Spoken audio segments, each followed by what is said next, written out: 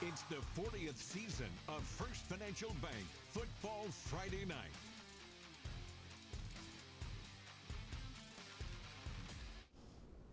Good evening and welcome to the 40th year of Football Friday Night here on KTXS. I'm Tyler Green and I'll be with you all night to give you highlights and more from week 3 of the high school football season here in the Big Country. We had some great matchups for you tonight. It's another former Little Southwest matchup as Abilene High and Permian square off at Shotwell Stadium, and it's always a great game when these two historic programs take the field together. Mojo would start with the ball, but it'd be the Eagles that get the first highlight as Jaden Starks gets through and picks up the sack on the quarterback. The Abilene High defense has stepped up early this year.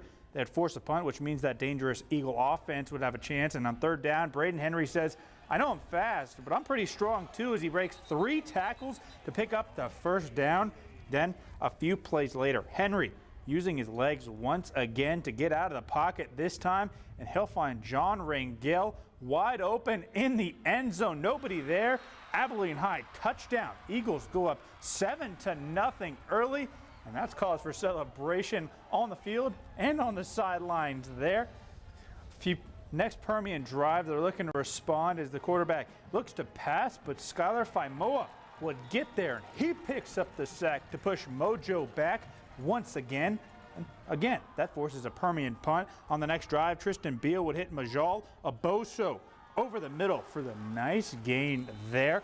And if you didn't get the theme the first few times, here it is again. Henry using his legs to extend the play and just making something happen. Henry, well, that's first down. Abilene High.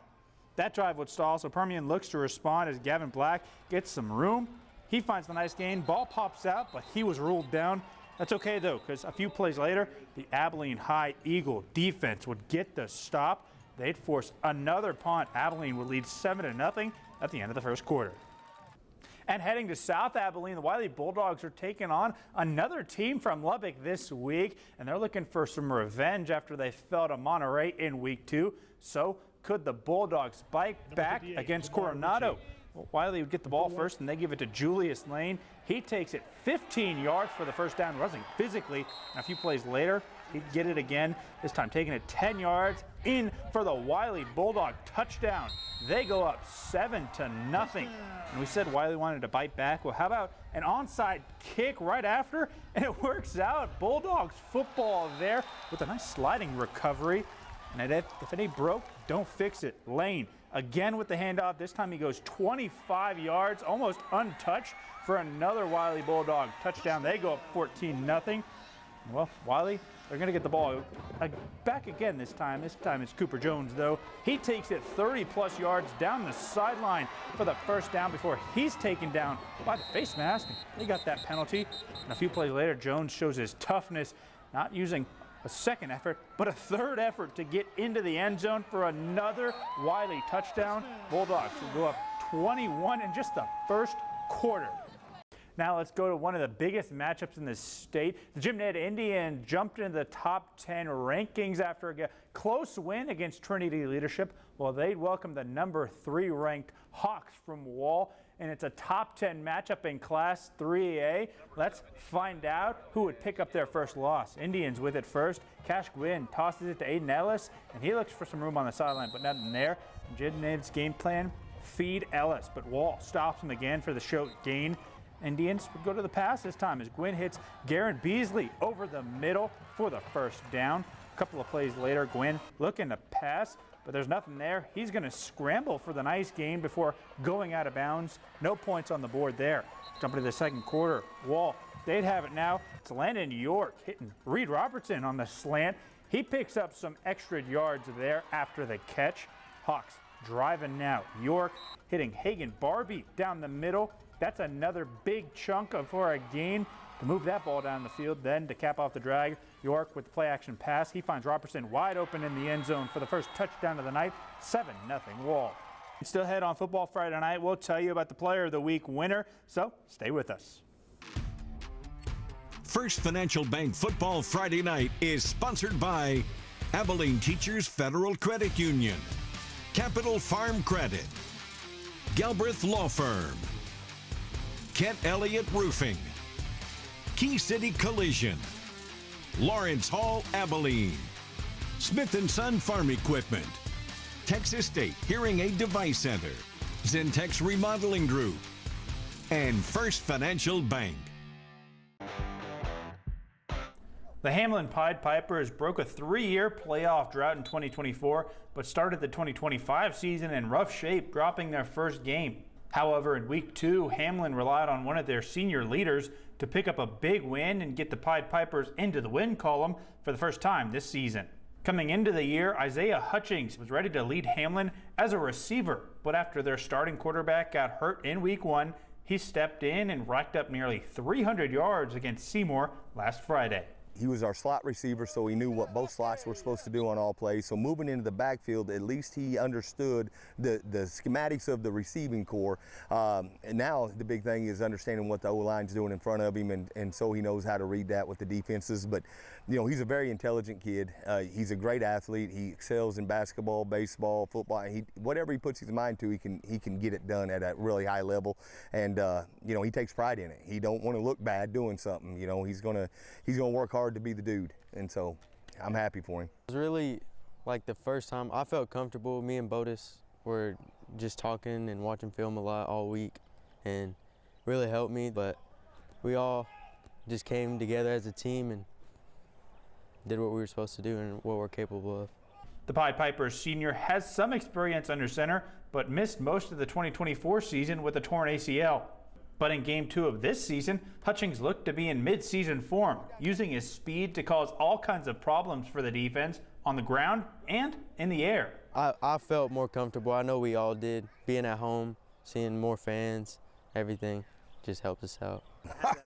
It expands the play sheet a lot. It expands it a lot, and no play is dead. You know, anything can happen at any given moment with him, and he just keeps plays alive. We've seen him do stuff in practice, and all the coaches will just scratch their head, and they're like, yeah, let's put it on the board, man. That was pretty good. And while Hutchings came into the 2025 season with the mindset of a receiver, he's adjusted well to his role at quarterback. But the Pied Pipers head coach told us that it's his flexibility to play any position that not only helps the team now, but sends a message to his younger players as well. You know, and we tell them at any moment, on any given day, they could go from a tight end or to a tackle, from a tackle to a running back. You've just got to be prepared and be ready to step up. You know, he is a good leader, and he leads by example for the most part out here. You know, he's growing up a lot. He's a really, really young senior for his class. He's one of the youngest kids in the senior class. And his maturity from last year to this year, from baseball run last year till now, is night and day. You know, and I think he's got great things on the horizon, and so do the Pipers. Isaiah Hutchings from Hamlin is your Abilene Teachers Federal Credit Union Player of the Week. Thursday night action to kick off week 3 as the Snyder Tigers traveled up north to take on Lubbock High. Well, it's always fun to get a drone shot of the field there up in Lubbock. Scoreless in the first, Westerner Zach Reyna would find Denzel Robin in the touchdown. 7-0 Lubbock High. Later on, it'll be Bo Davis, the Westerner running back. He's going to find some room. Great vision there to go 57 yards for the score. Nobody's going to catch him from Snyder. That's 14-0 Lubbock High. Then in the second, Anthony Boyd gets his turn for his own rushing touchdown. Well, he gets to the sidelines and he's gone. 21-0 Westerners. Snyder, well, they scurry back as Aiden Claxton maneuvers his way in for the touchdown there. It's 21-7, but late in the second, Claxton, he's intercepted by Josh Olerin for the pick 6. That would be 40-7 Westerners at the half, and Snyder, well, they'd fall in this one 48-21. Robert Lee and Ira, they know each other way too well. This matchup is set to be another classic. Last year was a thriller, and Ira barely edged Robert Lee 44-38. Both schools, they want that state title, and they also want to get this rematch on and bring that fire. Griffith Stadium, Steers and Bulldogs, and both of them are coming off wins where they scored 60 each. To start off, it's going to be junior Josh Garces. He's going to put it in. Robert Lee goes up 8-0. And then after a defensive stop, Robert Lee, they're ready for some more points. It's going to be Brenner Stemwood. He's going to take it from midfield. He's going to look like Lamar Jackson out here juking out defenders, and they go up 16-0 now. And then Ira, they would try to get some things going, but then it would be Josh Garces getting the interception, taking it to the house. He scores a defensive and an offensive touchdown, making it 22-0. And then Ira again trying to get something going and get on the board, but it's going to be a fumble by Kevin Santos and Nate Seminago. He's going to take it to the house. Robert Lee, they put up 30 in the first quarter. For the final, visit our website at ktxs.com. In Merkel, I'm Caitlin Leggett, where the Badgers are 2-0 after being winless just last season. And to continue that win streak, they'll have to go through a very tough Hawley team who's looking to get back to that 2022 champion status. And for the Bearcats, they're coming off of a little bit of a tough loss against a very strong Albany team. And the question is, do they bounce back or do the Badgers stay perfect? In the field. Merkel putting points on the board early, see some of that celebration there, but they are unable to convert for 2 after that first drive, and Hawley pretty much took over the game from there. QB Jesse Nieto threw 2 interceptions last game, cleaned that up early in this matchup, connecting with Braylon Williams for about 12 yards and him running that in for another 20 for the touchdown. Nieto again to Camden Abels, finding success in the end zone, and they pretty much kept that up. Again, Nieto with the handoff to Hunter Hudson to give Hawley the lead. But Merkel was not backing down. QB Easton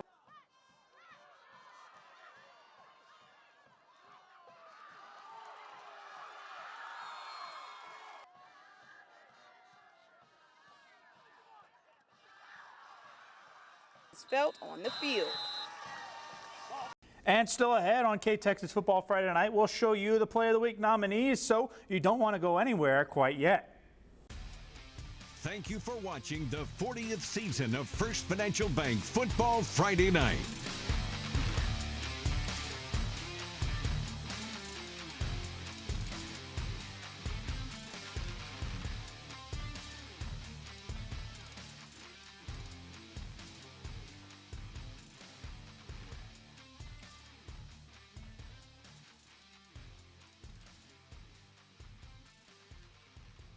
Cisco Lobos have rolled into town with 14 consecutive playoff appearances under their belt. So far this season, they're 1-1 after putting up a huge 39-6 win last week. However, on the other side of the field, we have an underdog story for you with the Breckenridge Buckaroos, who are still chasing their first win of the season. However, they're coming into tonight's matchup with some momentum after putting up a 1-score game last week. Tonight, we'll find out if Breckenridge can flip that script or if the Lobos can keep on track. After Breckenridge punts it away, Cisco quarterback Colby McIlroy drops back and finds Carter Tooth for a 12-yard first down. Then McIlroy scrambles and throws into traffic. Dangerous pass, almost intercepted, but Tooth snatches it away and sets up the Lobos inside the 5-yard line. Next snap, Cisco hurries to the line. McIlroy keeps it himself and strolls in for the touchdown.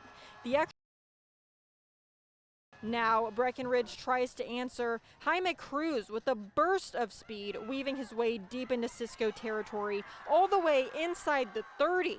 But the Buckaroos can't cash in on 4th down, and they stay scoreless. Cisco on top early, 6-0. Now let's take a look at the Play of the Week nominees. First up, Braden Williams from Hawley gets the pass over the middle, and he would be gone for the long touchdown against Merkel for the Bearcats. Then in the 6-man side, Brenner Shenwood from Robert Lee shows off the athleticism, breaking all kinds of tackles before getting in for the score. Wrapping it up is Braden Henry from Abilene High, escaping the pocket and pressure, throwing across his body for the touchdown. And you get to vote for which play you think is best. All you have to do is comment on the KTXS Sports Facebook page. We'll count them up and show you Play of the Week on Sunday night. And thanks again for watching Football Friday Night. We hope you join us again this time next week. And don't forget to vote for your Play of the Week nominee. Have a great night.